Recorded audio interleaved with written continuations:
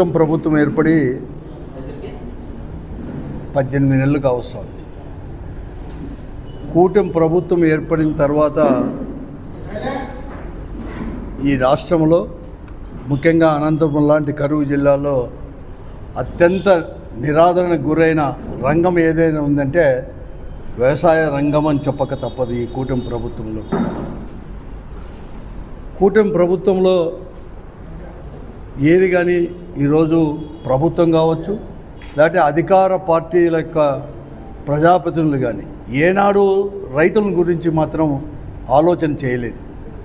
వారికి ఏదైనా కానీ గిట్టుబాటు ధర కల్పించామనో, లేకపోతే సరైన సకాలంలోనే విత్తనాలు కూడా అందించాలని చెప్పేసే ఆలోచన కూడా ఎప్పుడు కానీ చేయలేదు.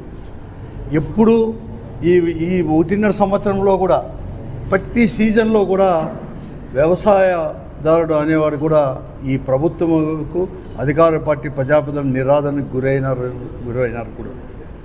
ఈరోజు ఈ ప్రభుత్వం ఏర్పడినప్పటి నుంచి 2 ఖరీఫ్ సీజన్లు, 2 రబీ సీజన్లు, మొత్తం 4 సీజన్లు అయిపోయాయి. 5వ దానికి కూడా రబీ సీజన్ కూడా ప్రారంభమైపోయి 15 రోజులైంది.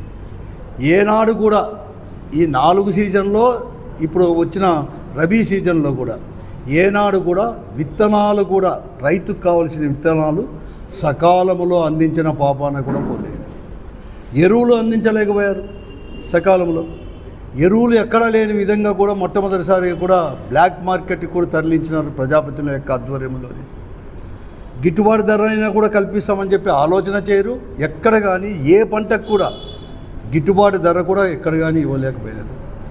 ఈరోజు ఈ రబీ సీజన్లో అయినా, ఎందుకంటే మొన్న పోయిన ఖరీఫ్ సీజన్లో ప్రారంభమైపోయి జూన్లో వర్షాలు వస్తే అందరూ కూడా బాగా వస్తాయేమో అనుకొని అందరూ విత్తనం వేసాం. కానీ దాదాపుగా 55 రోజుల నుంచి 60 రోజులు వర్షాభావంతో ఈ జిల్లా అంతా కూడా నెలకొని ఉంది. వేసిన పంటలు వేరుశనగ కావచ్చు, పత్తి కావచ్చు, అన్నీ కూడా వాడిపోయి ఎండిపోయి పూర్తిగా కూడా దెబ్బతిన్న పరిస్థితి కూడా ఈరోజు కూడా మనం చూసాం. ఇక్కడ కూడా వారిని ఆదుకోవాలని చెప్పి అడిగినా కూడా వారి గురించి ఆలోచన కూడా ఎక్కడ కానీ చేయలేని పరిస్థితి. మరొక సైడ్ ఏమో తర్వాత ఈ రబీ సీజన్లో అయినా కూడా సకాలంలో కనీసం విత్తనాలు ఇవ్వమని చెప్పేసి, మరీ ముఖ్యంగా వేరుశనగ కూడా ఎప్పుడు కానీ ఇవ్వలేదు. ఖరీఫ్ సీజన్లో ఎప్పుడూ లేని విధంగా సాధారణ సాగు కంటే కూడా, అంటే సాధారణ సాగు దాదాపుగా 4.5 లక్షలు ఈ జిల్లాలో వేరుశనగ వేస్తారు, ఈ 7 అసెంబ్లీ కాన్స్టిట్యుయెన్సీలో కూడా. కానీ ఈ సంవత్సరం 5 లక్షలు కాదు కదా, 2,25,000